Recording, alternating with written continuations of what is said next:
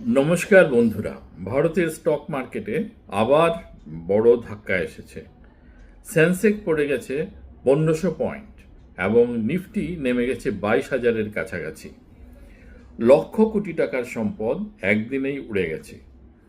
তাহলে প্রশ্ন হচ্ছে, এই পরিস্থিতিতে একজন সাধারণ ইনভেস্টর কি করবে? তাহলে প্রশ্ন হচ্ছে যে আমরা এখন কি করব? আজকের ভিডিওতে আমরা জানব কেন স্টক মার্কেট ক্র্যাশ হলো, এখন আমাদের কি করা উচিত। রিসেন্ট ক্র্যাশ আসলে হয়েছে আহ, এই প্রধানত দুটো কারণে। 226 সালের মার্চে ভারতীয় স্টক মার্কেটে বড় পতন হয়েছে এবং সেন্সেক্স প্রায় 1600 থেকে 1800 পয়েন্ট পড়েছে। নিফটি 22,300 নিচে চলে গেছে। একদিনে 9 থেকে 14 লাখ কোটি টাকা উধাও হয়ে গেছে মার্কেট থেকে। শুধু তাই নয়, পুরো বাজারে 5-7% কমে গেছে, যা 2020 সালের পরে সবচেয়ে খারাপ পারফরম্যান্স। কেন এই ক্র্যাশ হলো, তার মেইন রিজনটা কি? এই ক্র্যাশের পেছনে কারণ আছে। এই কারণটা হলো মিডল ইস্টের ওয়ার, যেটা ইরান কনফ্লিক্ট। এই যুদ্ধর কারণে বিশ্ব জুড়ে একটা ভয়ের মহল ছড়িয়েছে। তাছাড়া ক্রুড অয়েল এর দাম বেড়ে গেছে ভীষণভাবে।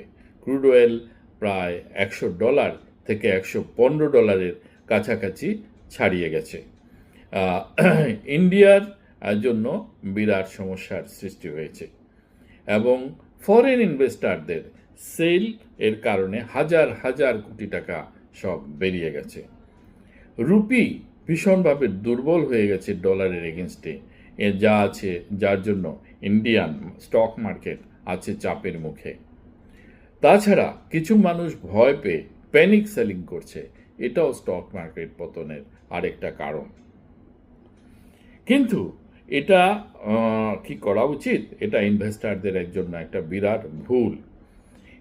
মানুষ এই ক্র্যাশের সময় যেসব ভুল করে, তার এক নম্বর হলো প্যানিক সেলিং, ভয় পেয়ে সব স্টক বিক্রি করে দেয়, কিন্তু এটা করা উচিত না।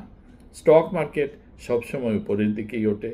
অতীতেও অনেকবার স্টক মার্কেটে ক্র্যাশ এসেছে, কিন্তু তারপরেও স্টক মার্কেট সবসময় উপরের দিকেই গেছে এবং মানুষ লস বুকিং করে বেরিয়ে যায়, এটাও উচিত না। সময় যারা ধৈর্য ধরতে পারে তারাই পরে লাভবান হয়। অন্যের কথা শুনে কোনো ডিসিশন নেওয়া উচিত না। মনে রাখবেন, স্টক মার্কেট টেম্পোরারি, যুদ্ধ একদিন থামবেই এবং তারপরে মার্কেট আবার উঠবে। এবং এতে আপনি কি করবেন, স্টেপ বাই স্টেপ আমি আপনাকে বুঝিয়ে বলছি। প্যানিক করবেন না। মার্কেট সব সময় অতীতেও রিকভার করেছে, এখনও রিকভার করবে। স্ট্রং স্টক হোল্ড করুন, ভালো ভালো কোম্পানি দেখে, যাদের ফান্ডামেন্টালস ভালো আছে, সেই সব স্টক ইনভেস্ট করুন। ইটিএফে ইনভেস্ট করুন, এখন সবচেয়ে ভালো সময় ইনভেস্ট করার। এসআইপি কখনো বন্ধ করবেন না, এখনকার এসআইপি হচ্ছে সবচেয়ে স্ট্রং। যখনই যেখানে ডিপ হবে সেই ডিপে ইনভেস্ট করুন।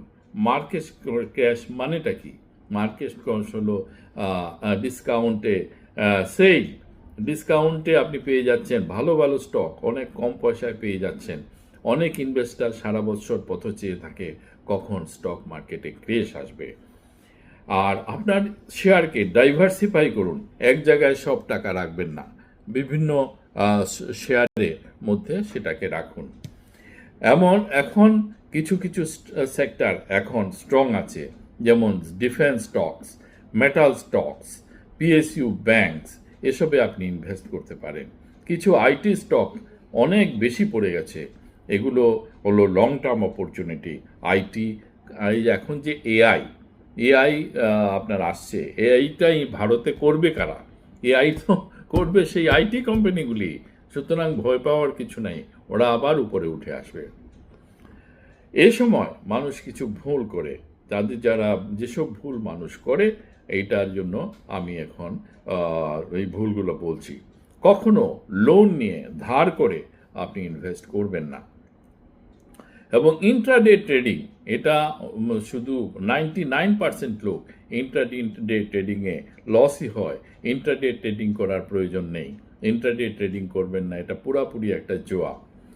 টেলিগ্রাম টিপস, এসব মানুষ কথা শুনে, টিভি শুনে টেলিগ্রাম টিপস নিয়ে আপনি কখনো ইনভেস্ট করবেন না। বন্ধুরা, স্টক মার্কেট ক্র্যাশে ভয় পাওয়ার সময় নয়। যারা স্মার্ট ইনভেস্টার, যারা বুদ্ধিমান ইনভেস্টার, তারা এই সময়কে কাজে লাগিয়ে আরও ভালো ভালো স্টক খরিদ করে রাখে। যারা আপনি মানে আপনি আপনার যে ভালো যে জিনিসগুলো আপনি যেন মার্কেটে গিয়ে অনেক সস্তায় পাচ্ছেন, সুতরাং সেই ভালো ভালো স্টকগুলো আপনি অনেক কম দামে কিনে নেবেন। যারা ধৈর্য রাখে তারাই লাভবান হয়। যদি বন্ধুরা, সবার শেষে একটা বলবো যে যদি ভিডিওটি আপনাদের ভালো লেগে থাকে আপনারা লাইক করবেন, শেয়ার করবেন এবং সাবস্ক্রাইব করবেন। আর কমেন্টে আপনারা এখন কি ইনভেস্ট করছেন না ওয়েট করছেন এটা আমি জানালে ভালো হবে। বন্ধুরা, সবাইকে আবার শুভেচ্ছা জানিয়ে স্টক মার্কেটে প্যানিক না হওয়ার জন্য, এই ক্র্যাশের জন্য প্যানিক না হওয়ার জন্য আপনাদের অনুরোধ জানিয়ে আমি আজকের এই আলোচনা শেষ করছি। ধন্যবাদ। আবার দেখা হবে অন্য কোনো টপিকে।